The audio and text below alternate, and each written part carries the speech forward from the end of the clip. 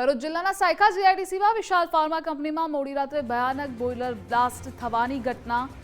રાત્રિના 2:30 વાગ્યે પ્રચંડ ધડાકો થતા આખો વિસ્તાર ધ્રુજી ઉઠ્યો। બોઇલર ફાટવાથી કંપનીમાં કામ કરતા 24 કર્મચારીઓ ગંભીર રીતે ઇજાગ્રસ્ત થયા। 3 વ્યક્તિના મોત થયા। તમામ ઇજાગ્રસ્તોને નજીકની હોસ્પિટલમાં ખસેડાયા છે। બ્લાસ્ટની તીવ્રતા એટલી હતી કે વિશાલ ફાર્મા સાથે આસપાસની 4 થી 5 કંપનીઓના સ્ટ્રક્ચર્સને વ્યાપક નુકસાન થયું। फायर विभाग ने जाण थता 4 થી 5 फायर विभाग की गाड़ीओ वहीवटी अधिकारीओ दौड़ी आव्या। काटमाळ हटावी रेस्क्यूनी कामगीरी करवामां आवी तो कंपनीमां नाइट शिफ्टमां 50 થી વધુ कर्मचारीओ हता। पोलीसे तपास शरू करी छे। ભરૂચ જિલ્લાની વાગરા સાયકા જીઆઈડીસી વિસ્તારમાં એક કંપનીમાં ભયંકર આગ લાગી હતી।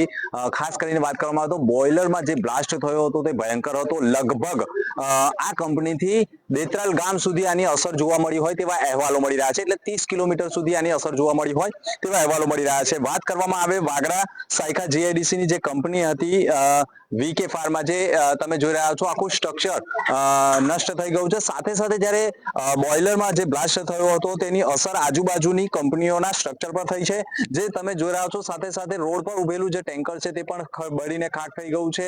તેનો જે કાટમાળ છે આજુબાજુની કંપનીમાં ઉડ્યો હતો। બાજુમાં જે એક મોટી કંપની આવેલી છે જેને પણ તમે જોઈ રહ્યા છો, જે મોટું નુકસાન થયું હોય તેવું માનવામાં આવે છે। આજુબાજુની કંપનીઓમાં પણ મોટા પ્રમાણમાં નુકસાન થયું હોવાના અહેવાલો મળી રહ્યા છે। અને ખાસ કરીને વાત કરીએ તો જે કંપનીમાંથી જે પાણી જે નીકળે છે તે પણ ક્યાંક ને ક્યાંક જ્વલનશીલ વાળું હોવાનું પણ માનવામાં આવી રહ્યું છે। ત્યારે જે કંપનીમાં આગ જેવી ઘટના જે આગ બની હતી, જેમાં ફાયર વિભાગ છે ભરૂચ, અલગ અલગ વિભાગના ફાયર ફાઈટરો ઘટના સ્થળે દોડી આવ્યા હતા અને ખાસ કરીને વાત કરવામાં આવે તો આગ ઉપર કાબુ મેળવવાના પ્રયાસો કર્યા હતા ને આગ કાબુમાં આવી ગઈ છે। પરંતુ જે બ્લાસ્ટ થયો છે તે ભયંકર હોવાનો અનુભવ લોકોએ કરેલો છે। ઘણા આજુબાજુના જે ગામોમાં છે લોકોએ ભૂકંપનો પણ આંચકો અનુભવ્યો હોય તેવા અહેવાલો મળી રહ્યા છે। પરંતુ સાચા અર્થમાં આનો જે ધડાકો હતો તે સૌથી મોટો હોવાનું પણ માનવામાં આવી રહ્યું છે। હાલ ભરૂચ સ્થાનિક પોલીસ વિભાગ હોય, ફાયર વિભાગ હોય, જીપીસીબી હોય, તમામ વિભાગના અધિકારીઓ સ્થળ ઉપર આવ્યા છે, ચેકિંગ કરી રહ્યું છે, તપાસ કરવામાં આવી રહી છે। પરંતુ જે ઘટના બની છે તેને લઈને ક્યાંક ને ક્યાંક મોટી દુર્ઘટના સર્જાઈ હોય તેવું પણ માનવામાં આવી રહ્યું છે। અત્યાર સુધીમાં 3 મૃત્યુઆંક જાણવા મળી રહ્યા છે। ઘણા ઈજાગ્રસ્તોને સારવારથી ખસેડવામાં પણ આવ્યા હોવાના અહેવાલો મળી રહ્યા છે। હાલ રિપોર્ટ શું આવે છે, જીપીસીબી દ્વારા શું તપાસ કરવામાં આવે છે તેની પર સૌ કોઈની નજર મંડરાઈ રહી છે। દિનેશ મકવાણા, ગુજરાત ફર્સ્ટ, ભરૂચ।